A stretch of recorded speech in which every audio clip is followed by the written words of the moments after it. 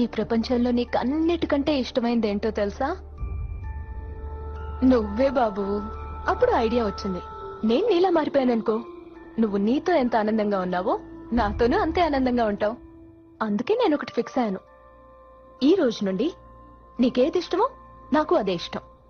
నీకిష్టం లేంది నాకు ఇష్టం ఉండదు.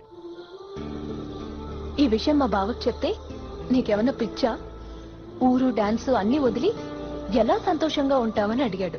పాపం వాడికేం తెలుసు. ఒకప్పుడు అవే నా ప్రపంచం, ఇప్పుడు నువ్వే నా ప్రపంచం అయ్యావు. నిజం విక్కీ, నువ్వు లేకుండా నేను లేను.